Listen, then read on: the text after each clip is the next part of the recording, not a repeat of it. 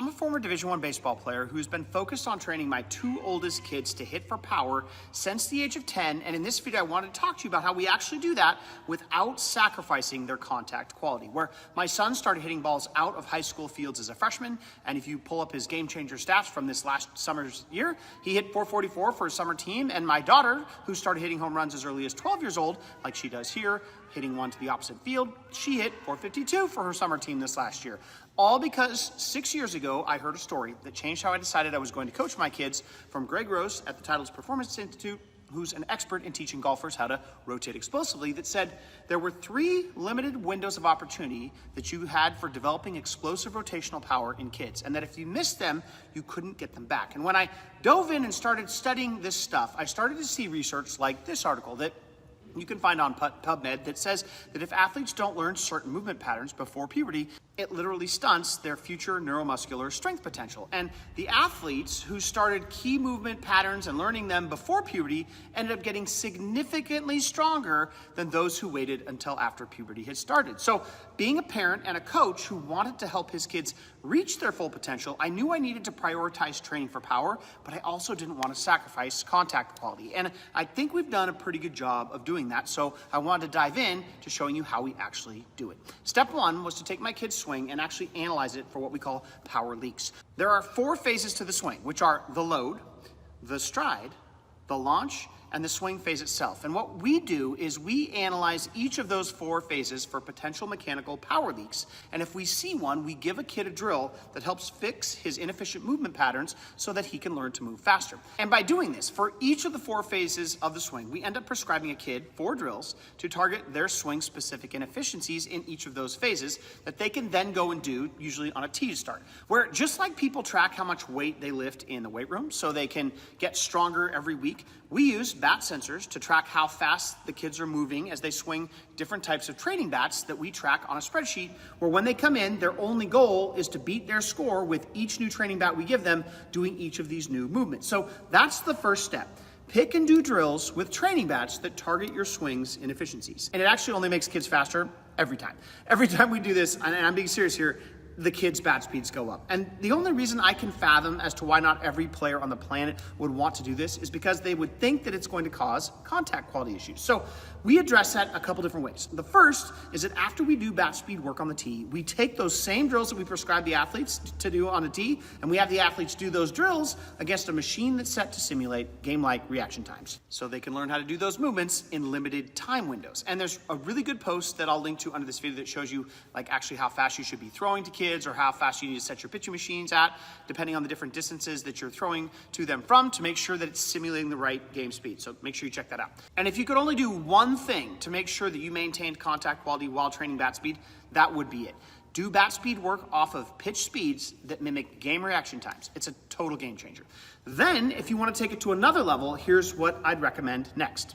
Start doing on-plane training during the days between your bat speed training days. On a plane training day, our goal is to help the kids imagine that if an incoming pitch had a tracer line on it, like you see here, that shows the path of the ball, our goal is to train you in a way that you learn how to get your barrel on the same plane of the incoming pitch as early as possible, and then keep it on plane for as long as possible out in front of their bodies. And there are 2 planes that you need to be thinking about if we want this to happen. The first is that if this pitch is coming slightly down, we need to be tracking how our athlete's swing is moving so that their bat path is moving slightly up to get as close to possible as matching that incoming vertical pitch plane with their bat. And some kids can't stay on plane because they swing too downward when they swing. Some kids can't stay on plane because their swing is too steep and they go upwards, and both are bad. So when we're designing a drill package for a kid where we're wanting to put in plane training days, we want to make sure that we're giving them drills that are known for fixing that type of vertical bat path issues, whether it's too much up or too much down. That's not something you want to cookie cut for everybody. Like, for example, my son, when he was younger, was leaning back too far and was causing him to go too much up, causing his bat path to be too vertical, causing him to swing and miss under too many balls. So he got a very different type of contact quality day and plane training day than my daughter, who when she swung at max intent had a downward negative bat path that was causing her to hit too many ground balls. We don't want either. We want line drives, right? So we have to train it that way. So when we're designing their workouts, we need to make sure that we first analyze what they're doing wrong before we design the drills we want them to be doing on those plane training days. And not to overwhelm you with too many concepts in one video, but when it comes to bat path and being on plane, we have to also pay attention to horizontal plane, where our goal is, if we can imagine this pencil as a hitter's bat and this green little string here, the incoming path of the pitch, we want to see how long we can keep the silver part of the pencil on the incoming path of the pitch before it pulls off and out of the zone. And while there are lots of reasons that could cause a kid not to do this well, one common one is when hitters stand up too early in their swing versus maintaining what we call side bend. Now, when we create an on-plane training day plan for a kid, we have advanced markerless motion tracking sensors and technology that let us analyze all the reasons a kid is not keeping their barrel on plane with that incoming pitch. And then we design them a custom drill package with a bunch of different drills that help them fix those movements. And then the last and the most important part, after you know all the things you need to fix, you have all your training days set up, is you need to make sure you get your schedule right for the time of year you're working in. So for example, with my son, to help make sure our bat speed training work does not affect in-game contact quality, we do most of his bat speed training work in the early off-season, where on a Monday, Wednesday, and Friday, we are doing heavy bat speed work. And then on Tuesday and Thursday, those days are all focused on being on plane, where the whole focus is to build up his engine so he's more powerful by making sure we sprinkle in some on-plane training that makes sure his swing doesn't go off the rails. Where if we are in season, we switch it up so that most of his training days are all focused on being on plane.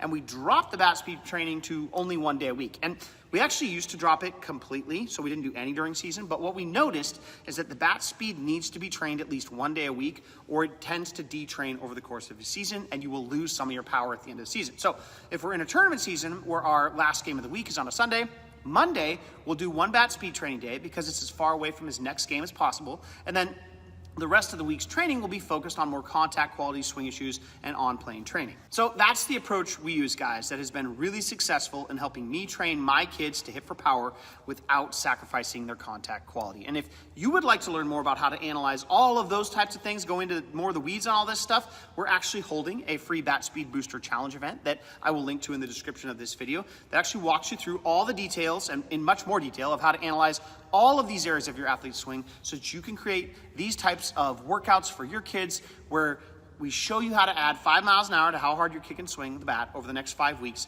while boosting their batting average by at least 100 points. And again, that event is going to be free. So if that's something you would be interested in, make sure that you check out the link below in the description, and I look forward to hopefully seeing you there.